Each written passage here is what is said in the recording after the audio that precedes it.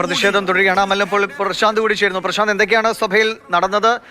Speaker പറയുന്ന പോലെ എന്തുകൊണ്ട് നോട്ടീസ് കൊടുത്തില്ല എന്നതാണ് സ്പീക്കർ ചോദിക്കുന്നത്. അതിനുള്ള പ്രതിപക്ഷത്തിന്റെ മറുപടിയും എന്താണ്? അമൽ, പ്രശാന്ത്. നടത്തി എന്നുള്ള കാര്യം പ്രതിപക്ഷ നേതാവ് തുടക്കത്തിൽ തന്നെ പറഞ്ഞു. പക്ഷേ അതിനുള്ള അനുമതി ലഭിച്ചില്ല എന്നുള്ളതാണ് പ്രതിപക്ഷ നേതാവ് പറഞ്ഞു വെച്ചത്. അതിനെ തുടർന്നാണ് ഈ വിഷയം ഇങ്ങനെ അവതരിപ്പിക്കേണ്ടി വന്നത് എന്നുള്ള കാര്യവും പ്രതിപക്ഷ നേതാവ് പറയുന്നു. അതായത് നോട്ടീസ് നൽകാത്ത വിഷയത്തിലെ വിശദീകരണം അത്തരത്തിലാണ് പറഞ്ഞു വെക്കുന്നത്. പ്രശാന്ത് കൃഷ്ണൻ കൂടി ചേരുന്നുണ്ട്. അധികം വൈകാതെ തന്നെ സഭ പിരിയേണ്ടി വരുന്ന ഒരവസ്ഥയിലേക്ക് കാര്യങ്ങൾ പോകും. അതിന്റെ നടപടികളിലേക്ക് തന്നെയാണ് നമ്മൾ കടക്കുന്നത്. പിന്നെ പ്രതിപക്ഷം ഇന്ന് ഈ സഭ അലങ്കോലമാക്കാൻ തീരുമാനിച്ചു തന്നെയാണ് വന്നത്. കാരണം ശബരിമല വിഷയം അത് ലോകത്താകെയുള്ള അയ്യപ്പ ഭക്തരുടെ വികാരമാണ്. അതുകൊണ്ട് തന്നെ ഇതിനെല്ലാം ഉത്തരവാദിത്വം സർക്കാരിനുമുണ്ട്. ദേവസ്വം ബോർഡിൽ മാത്രം ഒതുങ്ങുന്നതല്ല. കാരണം 2019 എന്ന് പറയുമ്പോൾ അത് ഒന്നാം പിണറായി സർക്കാരിൻ്റെ കാലത്താണ്. അപ്പോൾ സർക്കാരിനെ കൂടി പഴിച്ചുകൊണ്ട് സർക്കാരിൻ്റെ ഉത്തരം പറയണം, അത് സഭ ചർച്ച ചെയ്യണമെന്ന വിഷയം ഉന്നയിച്ചാണ്. അല്ലെങ്കിൽ ഈ സഭാ കാലയളവിൽ അല്ലെങ്കിൽ കഴിഞ്ഞ സഭാ കാലയളവിൽ ഒന്നും തന്നെ ചോദ്യോത്തരവേള തുടങ്ങുമ്പോൾ ഈ വിഷയം ഒരു വിഷയം ഉന്നയിച്ച് അതിൽ ചർച്ച ചെയ്യണമെന്ന് പ്രതിപക്ഷം പറഞ്ഞില്ല. പ്രത്യേകിച്ചും വി ഡി സതീശൻ പ്രതിപക്ഷ നേതാവായതിനു ശേഷം അത്തരം നടപടികൾ, ഒരു സഭാ നടപടികൾക്ക് അപ്പുറത്തേക്ക് കാര്യങ്ങൾ പോയിട്ടില്ല. ഇന്നിപ്പോൾ ചോദ്യോത്തരവേളയിൽ ആദ്യ ചോദ്യം വന്നപ്പോൾ തന്നെ പ്രതിപക്ഷ നേതാവ് അതാണ് പറഞ്ഞത്. അപ്പോൾ അത് മനസ്സിലാക്കിയാണ് ധനമന്ത്രി പറഞ്ഞത് ഒരു കള്ളന്മാരെയും വെറുതെ വിടില്ല. അത് പിണറായി സർക്കാർ ഇത്തരം കള്ളന്മാർക്കെതിരെ എല്ലാ നടപടി എടുത്തിട്ടുണ്ട് എന്ന് പറഞ്ഞ് വിശദീകരിച്ചു. പക്ഷേ സ്പീക്കറുടെ നിയന്ത്രണത്തിൽ കാര്യങ്ങൾ നിന്നില്ല. അങ്ങനെ സഭ നിർത്തിവെച്ചത് 9:56 സഭ വീണ്ടും തുടങ്ങിയപ്പോൾ ഇതിന് ബാക്കിയായിരുന്നു. പക്ഷേ സർക്കാരിന് മുന്നിലേക്ക് ഒരു വലിയ ആയുധം കിട്ടിയിട്ടുണ്ട്. അത് സഭ പുനരാരംഭിച്ചപ്പോൾ തന്നെ മന്ത്രി എം പി രാജേഷ് പറഞ്ഞത് കേട്ടല്ലോ. നിങ്ങൾ ഇത്രയും വലിയ സീരിയസ് ആയിട്ടുള്ളൊരു വിഷയം, ഗൗരവതരമായ വിഷയമാണെങ്കിൽ എന്തുകൊണ്ട് പ്രതിപക്ഷം ഒരു നോട്ടീസ് നൽകിയില്ല? അപ്പോൾ പ്രതിപക്ഷം നോട്ടീസ് നൽകിയാൽ കഴിഞ്ഞ ദിവസങ്ങളിലൊക്കെ നടന്നതുപോലെ സർക്കാർ അത് ചർച്ചയ്ക്കെടുക്കും. ശരി പ്രശാന്ത്, ഇപ്പോൾ മുഖ്യമന്ത്രി സംസാരിക്കുന്നതല്ലേ? അതുമായി ബന്ധപ്പെട്ട് സ്ഥലം ഏറ്റെടുക്കാനും നഷ്ടപരിഹാരം ലഭ്യമാക്കാനും ത്വരിത നടപടികൾ സ്വീകരിക്കണമെന്നാണ് കണ്ടിട്ടുള്ളത്. സ്ഥലം ഏറ്റെടുക്കുന്നതിന് ആവശ്യമായ നടപടി.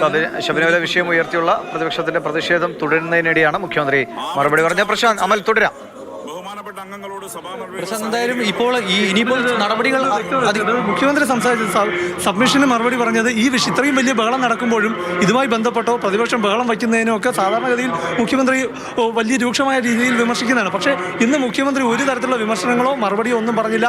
അദ്ദേഹത്തിന് മുന്നിലേക്ക് മൈക്ക് ലഭിച്ച് അദ്ദേഹത്തിന് മറുപടി പറയേണ്ട ഉപക്ഷേപത്തിന്റെ വിഷയം വന്നപ്പോഴും അദ്ദേഹം ആ വിഷയത്തിൽ മാത്രം നിന്നു. അതാണ് ഒരു നിമിഷം സ്പീക്കർ എന്താണ് സംസാരിക്കുന്നതെന്ന് കേൾക്കാം.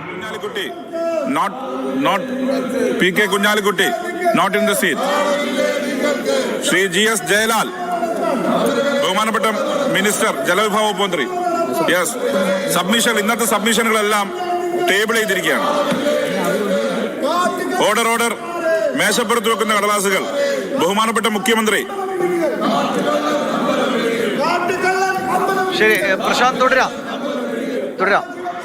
പ്രശാന്ത്, ഈ പറയുന്ന എനിക്കൊരു ചോദ്യമുള്ളത്, എന്തുകൊണ്ട് പ്രതിപക്ഷം ഇന്ന് ഈ വിഷയത്തിൽ ശബരിമല സ്വർണം മോഷ്ടിക്കപ്പെട്ടു എന്ന വലിയ വിഷയം, വാർത്തകളും വിവരങ്ങളും രേഖകളും എല്ലാ തെളിവുകളും പുറത്തു വന്നു. 2019 അന്നത്തെ ബോർഡ് ഭരിച്ചവർ എല്ലാം പ്രതികൂട്ടിൽ നിൽക്കുകയാണ്. എന്തുകൊണ്ട് പ്രതിപക്ഷം ഈ വിഷയത്തിൽ നോട്ടീസ് നൽകിയില്ല? അമല് പറയും.